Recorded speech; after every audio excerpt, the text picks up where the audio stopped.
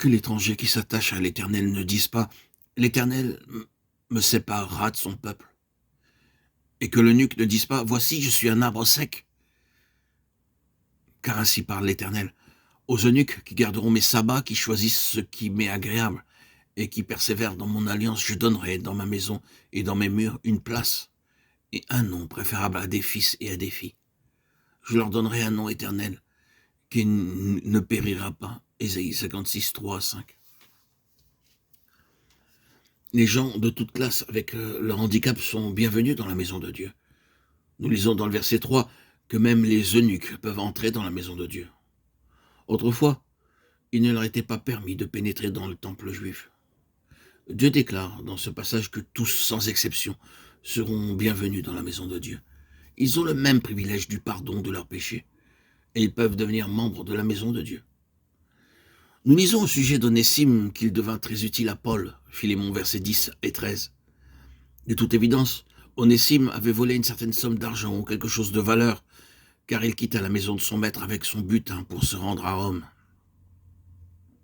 Après avoir dépensé tout l'argent qu'il avait volé, Onésime pensa à l'apôtre Paul.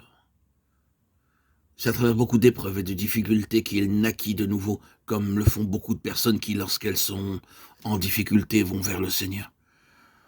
L'apôtre Paul désirait que quelqu'un aille porter une épître ou une lettre à Philémon. Ce fut à dessein que Paul envoya Onésime à Philémon. Tout d'abord pour qu'il s'excuse auprès de lui de l'avoir volé. Il désirait aussi qu'Onésime soit reçu par Philémon, comme l'aurait été Paul. Dans la maison de Dieu, beaucoup peuvent être changés comme Onésime, dont la vie pécheresse et honteuse fut changée en une vie d'une pleine compréhension de la volonté et au dessein de Dieu. Par tout le monde, Dieu a choisi des hommes rejetés, des meurtriers et des voleurs, qui devinrent pour finir de grands hommes de Dieu. Le Seigneur peut choisir de tels êtres humains et les transformer en saints de Dieu. Car ainsi parle le Très-Haut, dont la demeure est éternelle et dont le nom est saint. J'habite dans les lieux élevés et dans la sainteté, mais je suis avec l'homme contrit et humilié, afin de ranimer les esprits humiliés, afin de ranimer les cœurs contrits. Ésaïe 57, 15. Des hommes de toute classe ont essayé de trouver Dieu par beaucoup d'épreuves et de souffrances, mais n'y sont pas parvenus, car nous ne pouvons pas trouver Dieu par la connaissance, les rites ou les cérémonies. Beaucoup de religieuses et de moines ont passé leur vie entière dans des lieux isolés, ils ont dormi par terre, ils ont mangé une nourriture ordinaire, croyant ainsi trouver Dieu. Mais ils ont été déçus. Nul ne peut voir Dieu de cette manière. Seuls ceux qui sont humbles et les hommes au cœur contrit peuvent voir Dieu ou le recevoir. Dieu habite dans un lieu élevé et saint, mais aussi avec celui qui a un esprit humble et contrit. C'est là le secret. Il n'exige pas beaucoup de connaissances, mais un véritable esprit humble. Dieu demande une humilité intérieure. Remarquez ce que dit Paul de lui-même dans Galates 2:20.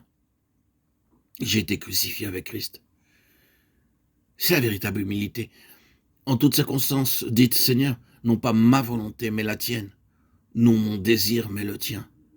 Non pas ma méthode, mais la tienne. Même pour les petites choses, priez ainsi. L'humilité vient en mourant chaque jour.